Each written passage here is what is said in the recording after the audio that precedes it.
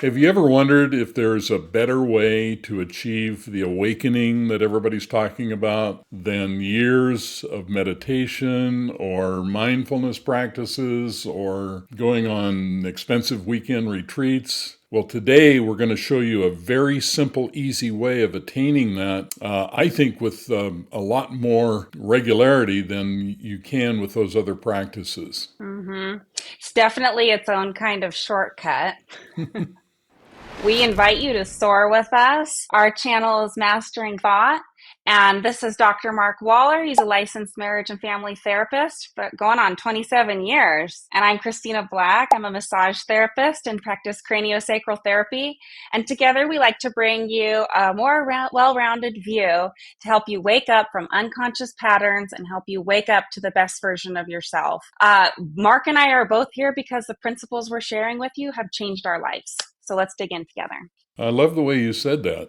Thanks. So, we're going to talk about moment mindfulness, and it's about returning awareness to the present moment instead of the story about the present moment. When you think about it, that's really true for all of us. Is we tell us so, or we live in a story in our head. Right. And sometimes the story is not good. Matter of fact, I just got hmm out of a session this morning with somebody who is going through a very, very difficult work situation, and his story is tormenting him. And what we're going to share with you today is going to take you out of this. And by the way, at the end, Absolutely. I'm going to give you a link for a free workshop that has the exercises we're talking about today. Awesome. Metacognition is so exciting. I really love talking about it. And I owe it to you for learning about it. The idea of thinking about thinking, is just interesting, Well, at least this for is not me. meditation, what we teach. It's applied awareness in motion so that you can see reality. It's done in reality so you can see reality. And I love the fact that you use the term metacognition because that's exactly what we practice. And it's funny hmm because the other day we were recording a session and you used that term metacognition. And I was thinking about thinking and really wondering if that wasn't really misdefining it because it's really awareness of thinking.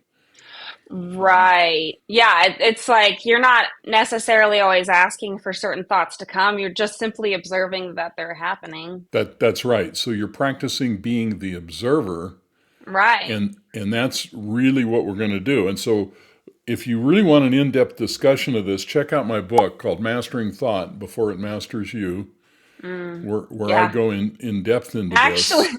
actually, though, don't you feel like thought has mastered all of us until we break free, and that's the whole point of awakening? If you study the literature of the awakened masters, whoever they are, hmm virtually every one of those stories starts their enlightenment, their awakening experience starts with the cessation of thought. hmm Virtually every single one of them, that's the first thing to describe is this radical change that happens in their relationship to thought. And that's what I've discovered is the absolute key to this whole thing. I'm going to run through this very quickly. This is the exercise. We're not making you wait until the very end. So, Christina, with you, since you created this wonderful diagram, would you mind taking us through this exercise quickly, and then we'll get into it in depth, and we'll come back to it later. Sure. So, okay, to explain the exercise of moment mindfulness, this is an exercise that we encourage you to do that will inspire an awakening in you over time. So you sit with your eyes open because this is not a meditation and you just are relaxed and you wait for the next everyday thought to pass by. And it needs to be something simple like, I want to brush my hair, or it's hot in here. What if I don't have a thought? It could be anything like that, but it shouldn't be emotional, like, I need to get milk before my daughter freaks out, or, like anything like that. So once you You're like describing just noticing your mental activity. Yeah, exactly. Like there is a voice that is chattering in your head. And so it's just you becoming aware of it being there. And so once you notice that you're having a thought, that is when you're done. It's complete. What you're doing is keeping your brain on task. And so you're using your task positive network, and that's shutting off your default mode network. Okay, we'll get into that later. Yeah, that's Yeah. good. So anyway, once you shut that off, it's done. You're going to turn it back on. And that's why we say do not do analyzing the thought. So you're going to turn it back on if you analyze the thought, or if you talk back to the thought, or if you start wondering where that thought came from. Because that's not really the point. The point is to like turn that part of your brain, not figure out more about it right now. This is not about analysis. Right. What this is doing is shutting that one part off and turning that other part on. So what I'm hearing is that when you notice that you're thinking, the thought automatically stops. Right. Yeah. And that's moment mindfulness. So we're going to go through Yes. this in detail. It occurred to me that the reason we're doing this, we refer to this all the time. I mean, it's the core of what we do on the channel, but I don't think we've ever done an episode called Moment Mindfulness. So Yeah, you're right. Yeah, just give it the honor it's due.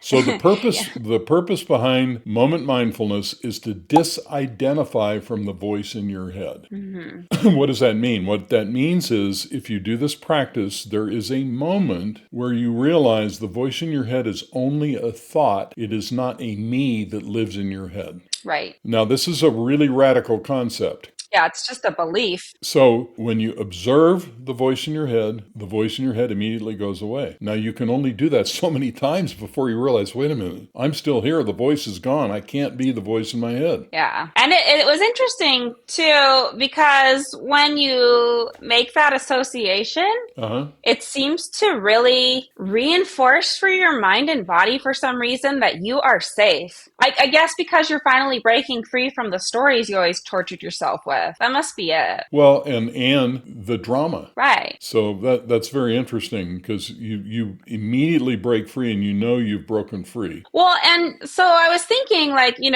one of the key traits of someone who's had an awakening is they feel like everything's going to be fine. That's right. Right. And, like they're saying it as though everything's going to be wonderful. But almost always, have you noticed the words they say is, I'm going to be fine? Yeah. And isn't it like the job of the ego, the self-appointed job of the ego is to like tell you how you're not going to be fine? That's correct. And so it just seems like the true complete reversal, like not even that you're going to be great, but just the fact that it's like, oh yeah, I'll be fine. I just think that's so amazing. And as a result of that, what I find is that when people experience the awakening, they immediately stop trying to control things over which they have no control. Yeah, it's a lot easier to be at peace. The struggle goes away.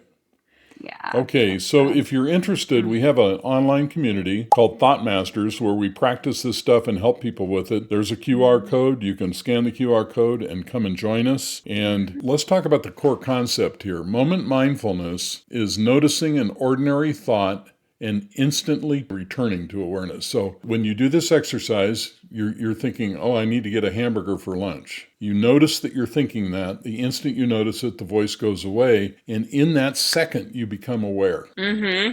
And the moment you see the thought, thinking stops, and what remains is presence. So this isn't a technique really or a practice, it's a recognition. And I got to tell you, Kristina, a lot of times when I'm teaching this to people, I'll say, okay, notice the next thought, and they notice the next thought. When they notice it, it goes away. And I will ask them, okay, the thought went away, what's left? And it's funny how many people have never considered what's left. I remember the episode that we had Tim on that we were talking about it, and I was like so nervous I was not going to give you the right answer. And it was like, whew, you and Tim had it covered. I was off the hook. But like, I totally, no judgment for anyone who hasn't considered what's left after the concept of you is gone, because yeah, your head may have never been that quiet before. Well, what's interesting about it is what's left when the voice goes away is nothing but everything. Yeah, universal consciousness. Okay. What's the mechanism? Kristina, you referenced this earlier. The default mode network runs when the mind is lost in narrative. Right. Default mode network got very popular here in the last few years because what they discovered when they started researching psychedelics is that there was a network that would shut down that kind of contained the ego. Uh-huh. And that's why people had mystical experiences when they did mushrooms and things like that. So the default mode network is kind of the chrysalis for this horrible thing we call the ego Mm-hmm. that bothers us. And the reason it bothers us is it runs this internal dialogue all the time. Mm-hmm. And you said, I'll repeat it again, the instant awareness, which is what you really are, the awareness that's watching, notices the thought the task positive network activates. Now, Then, it's not on when you're like already putting yourself on a task. It's only on once you notice the thought. which one is on? Like when I tell myself, okay, now I'm going to sit and wait for the next thought. Isn't that when you turn on your task positive network? So well, interestingly enough, when you're telling yourself to sit and wait for the next thought, that's the default mode network. Oh, because you have a sense of you. No, because well, yes, and you're talking to yourself. That's a really good point. I've never really thought about that before. So Yeah. this is why you don't talk back to the voice in your head when you do this exercise, because when you focus on the voice goes away. If you talk back to the voice, you're turning on the It comes default mode back. network again. Yeah, because you're asking for your sense of you to come back and answer. But what you just suggested there is very interesting, because this is a stumbling block a lot of people have. Because the instruction is watch for the next thought. And so what they do is they go in their head and they say, okay, I'm going to watch for the next thought, which is in Not fact, realizing that's the one. that is the next thought. That's the next thought. Yeah. So a Yeah. good way to think about this is when you're sitting watching your favorite TV show, you're focused on the show. There is no internal dialogue going on. Right. As soon as you're not focused on anything, the dialogue starts up. You start ruminating. Right. And that, like you're saying, you're in presence when you're in mid-fall, when everything freezes and you're not thinking about who you are or whatever. That's You're right. just the person that's falling right then. That's right. That's presence. That's right. When you get lost in the movie and then you come back out and you realize like, oh, I might need a jacket. You're out of presence then, but you're in presence mid-movie. So this reminds me of a story. Mind if Okay. I tell a story? Please tell a story, Mark. So years ago, 20 years ago or so, there was a guy named Dan Millman who wrote Mm-hmm. a big blockbuster New Age book called The Way of the Peaceful Warrior. Okay. And he tells the story of he was a gymnast, a college level gymnast at UC Berkeley, I believe. Okay. And he would get up early in the morning and he would go jogging. And one early morning he was out jogging and he was thirsty and he ran by a gas station and he noticed somebody was opening the gas station, so he stopped to see if he could get a drink of water. And he met this gentleman who later became his spiritual teacher. And he called him Socrates. And Okay. so the book, The Way of the Peaceful Warrior, is how he interacted with Socrates and all the things he learned about spiritual principles. Anyway, so one day Socrates says to him, your problem is you think too much. And so Millman says to him, well, what do you mean I think too much? He says, well, meet me at the bridge that goes over the river on the campus tomorrow, and I'll show you. And so the next day, Millman runs up to him at 2:00. They had a meeting at 2:00. He runs up, meets Socrates, is waiting for him on the bridge. And Millman says, okay, what is it? I don't have too long. I have to get to class. And with that, Socrates grabs him and throws him over the bridge into the water.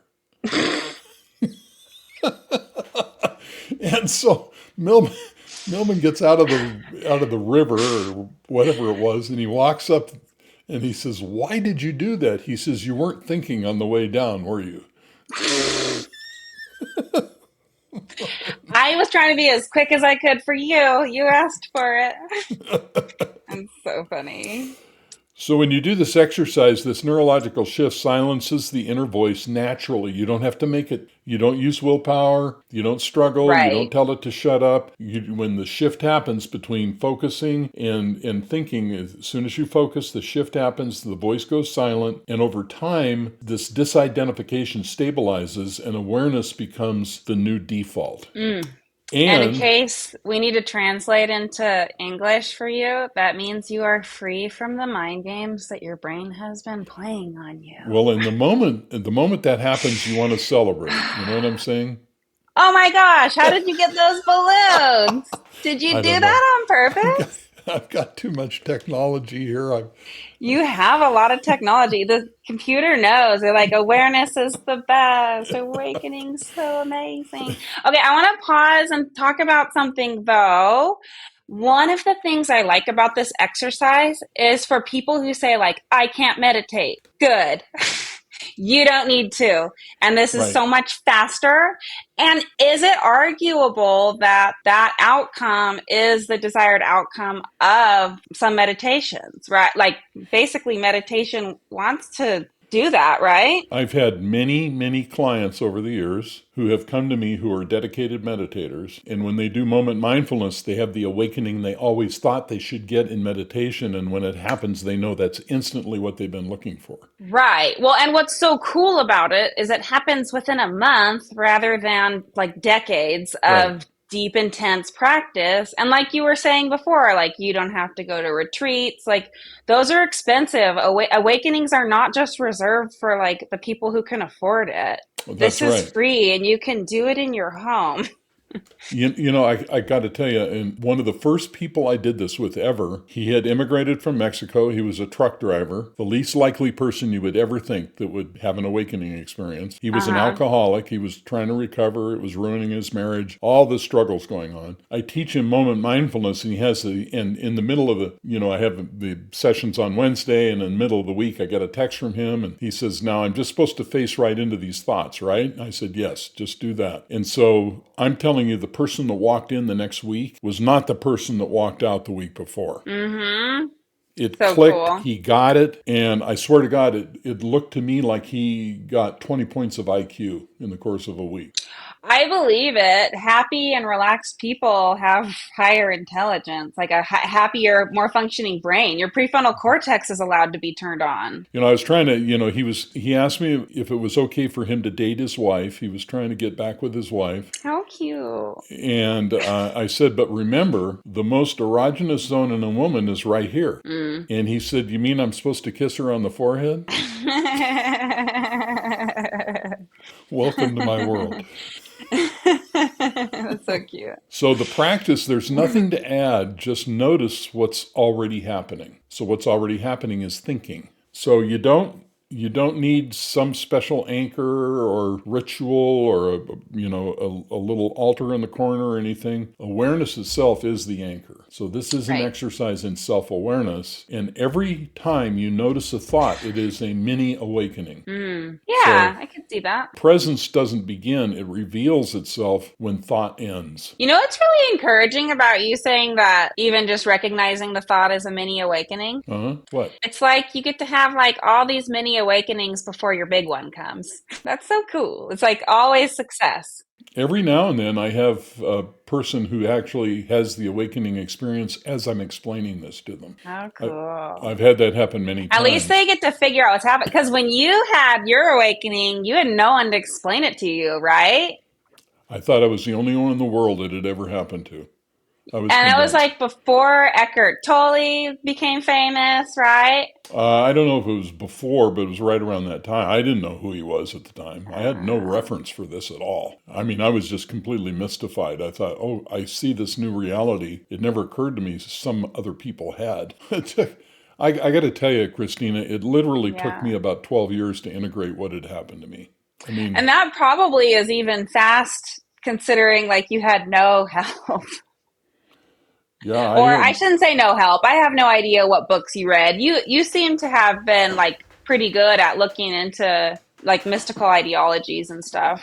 Now I think I have my video mirrored, so this is backwards. Yeah, But I this am was the that. book that broke through for me. It's called I Am That. And somehow I ran across this book. I don't know how I ran across it, but that really began the journey in earnest to try to figure out what it was that went on with me. I mean, that's amazing. That's so cool. I've heard that I am principles are like really key to awakening. I'd be curious to hear what your response to that would be. So let me demonstrate it for you. You know how to watch your thoughts. So watch for the next thought. When the next thought comes and you notice it, what happens? It goes away.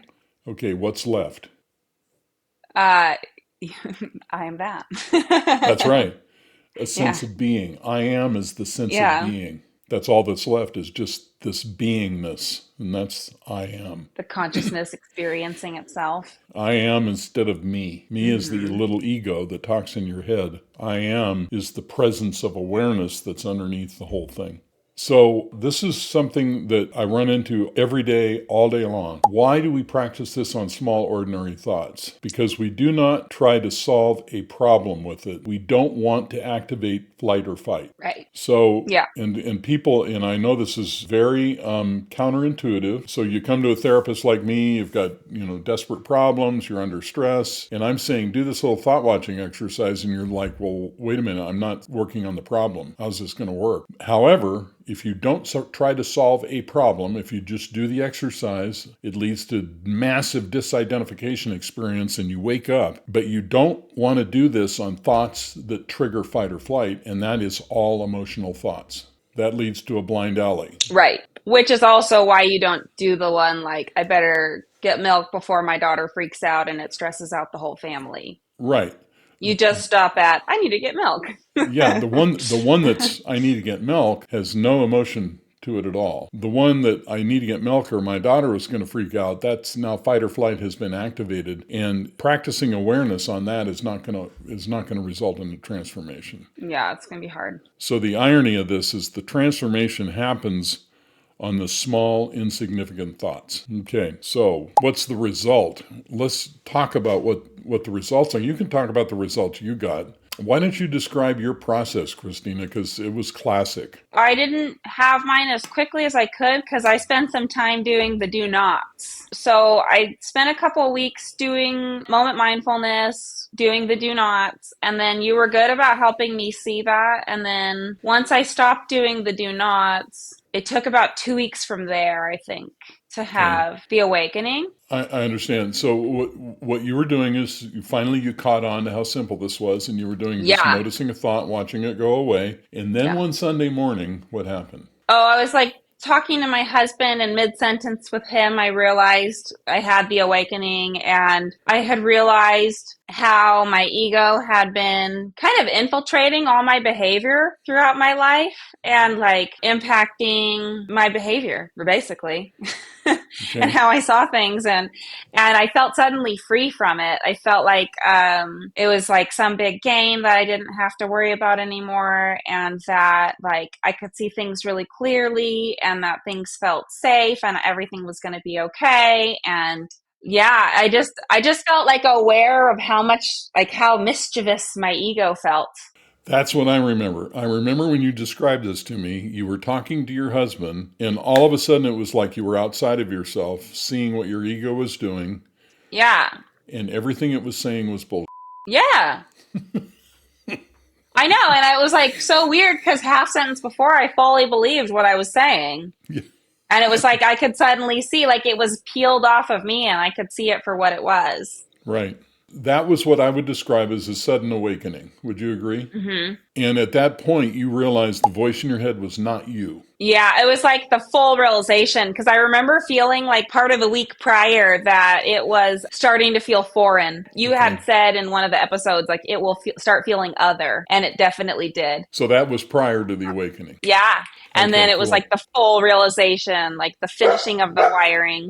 Sorry, my dog's barking. Yeah, but yeah, then that was the full realization that I am not the voice in my head. And that was a immediate, sudden shift in my mind and my physical body. I remember feeling a lot more relaxed. So Kristina has this amazing large white dog. I do. Named Sunny. She's so cute. And she likes to get a little, she wants to be on YouTube. She's a little insecure about people around our neighborhood.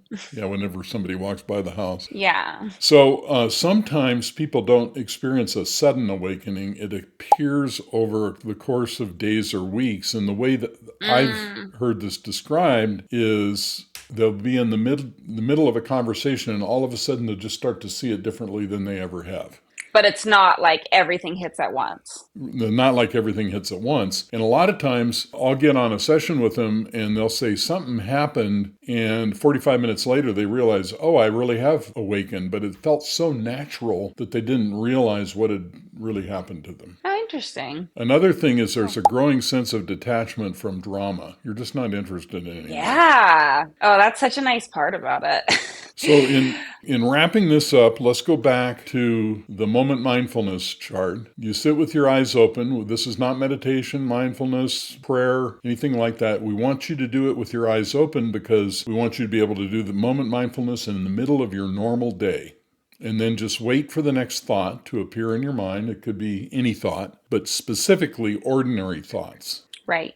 And the instant you notice that you're thinking, you're basically just observing your mental activity. The instant you notice it, it goes away. And that is the end of the exercise. And if you catch yourself doing the do nots, no problem. Just start over. Don't do it this time. That's it. No problem. The do nots are don't analyze the thought, don't talk back to the thought, and don't wonder where the thought came from. Yep.